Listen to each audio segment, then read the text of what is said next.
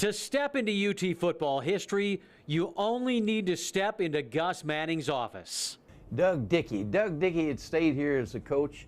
He would have had a phenomenal record. Inside his workspace, where a Rolodex and a typewriter still have a purpose, Manning can rifle through memories like they happened yesterday. Happy Chandler was a great guy. He was the governor of Kentucky. The reason I first met him, I was keeping the scorebook at the Kentucky in the old Coliseum up there, and this guy kept running over hollering at the officials. I said, what is that guy doing? They said, that's the governor. I said, well, he's not supposed to be hollering at the officials. Gus doesn't collect these stories. He's lived them. He signed on with UT Athletics in 1947, hired by legendary football coach General Robert Nealon, and a few years later, he was promoted. When General gave me the job as his administrative assistant, he said, Gus, I want you to go all over the country and find a publicity director to take your part. Well, I said, I won't have to go too far, General. I go down to my office, and Haywood Harris is down there. We'll hire him. His friendship with Harris lasted a lifetime, both of them hosting a game day radio show that's been on the air for nearly 60 years. When his good friend passed away several years ago, the radio show continued. I've got 14,298 miles on this.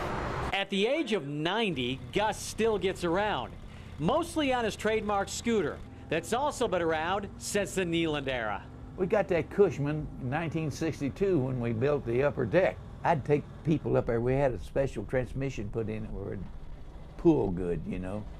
And I'd take people up there to look at seats, to sell seats to them for the east upper deck. Do you remember much what it was like when you first walked in here? When I first came in here, yeah, you had the east, had those 59 rows over there on that, and then you had the same thing over here on this east side.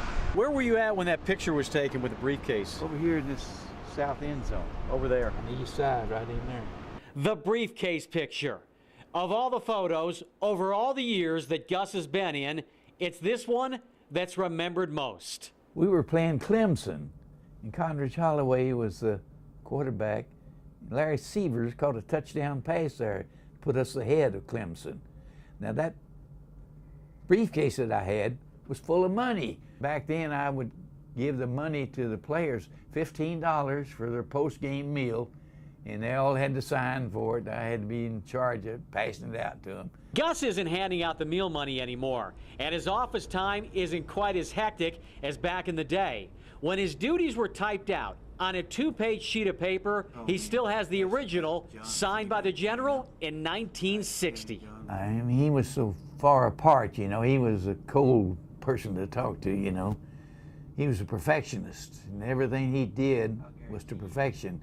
And if you worked for him, he expected that. Gus has been around working alongside all of the 11 coaches whose pictures hang on his wall. The most recent has only been in the job a few months. A guy who's starting his career at Tennessee 66 years after Gus started his. Butch Jones is unquestionably the best public relations man of all those 11 coaches that's been through here that I've been associated with. He is just tremendous. And I hope the fans in the area give him an opportunity to get his program going and don't be too critical of him for his first year of coaching, because it's not going to be pretty, you know. But I think that the guy will do a great job coaching here. He's been successful everywhere he's been.